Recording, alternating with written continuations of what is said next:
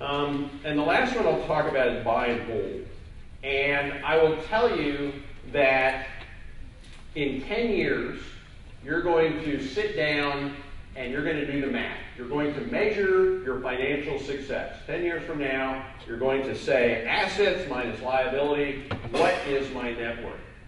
And for most people, the decisions you make involving buy and hold are going to affect that number more than any other decisions you make. Buy and hold is all about building wealth, okay? The sooner you start building wealth, the sooner you will get to whatever financial goal that you have. So all investors need to have, as part of their overall strategy, a buy and hold strategy. I do a massive amount of marketing, and as a result, I get a lot of leads. And because I've learned how to negotiate, I turn a lot of those leads into deals.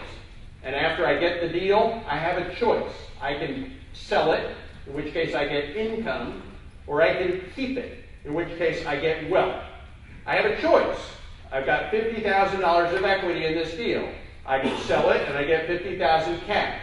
Or I can keep it and I get $50,000 equity. Now there's one big difference between cash and equity. When I get cash, I have to share it with who? The IRS, right? When I get equity, I have to share it with who? With nobody. It's all mine. So, my philosophy, well, my wife.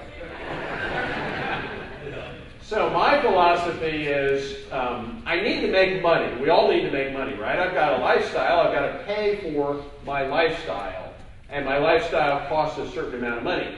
But when I've achieved that, why would I want to make another $100,000? Okay? Because if I make another $100,000, now I'm just giving money to the government. Why not take that next $100,000 in the form of equity, right? Stick some things on the shelf. And if you take some of your profit in the form of equity, and then you let a tenant make the mortgage payments for you for the number of years, it's really easy to make $100,000 a house. I guarantee you can make $100,000 on any house. What's the catch? Ton, right?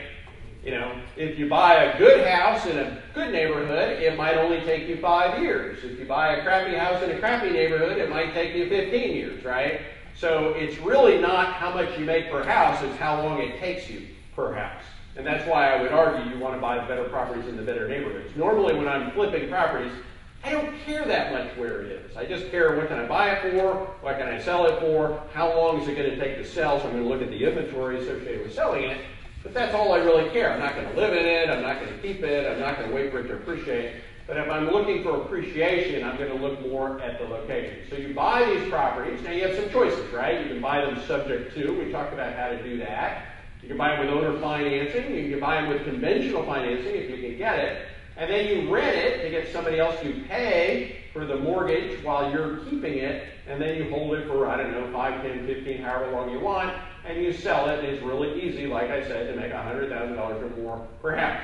Relatively low money, depending on your investment strategy. Medium risk, because what? You're a landlord, right? All the thrills and chills that go with maintenance and landlording and vacancies and all that sort of thing go along with this strategy. You've got to have a little money in your pocket to do this, but the rewards are what are off the charts, and that's why I really strongly advise that everybody do this. So I promised you a minute ago I was going to teach you how everybody here can make $1 million. I'm going to tell you a plan. This is a very simple plan. How you can make $1 million even if you have no money at all. You want to know what that is? Okay. Go buy $10 million worth of rental properties. Okay. Sounds like a lot, but it's not actually that much. Go buy $10 million worth of rental properties. And I want you to buy them subject to. How much is that going to cost you? As little as nothing at all.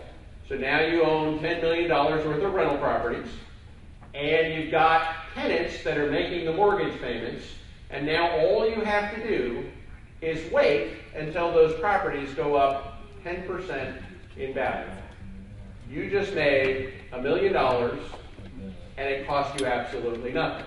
Now if you wait for the properties to go up 20% in value, you just made $2 million. If you wait for the properties to actually double in value, which can happen in 7 to 15 years, you just made $10 million. Okay? You don't need $10 million. Maybe you can make the plan for 5 or even for 1.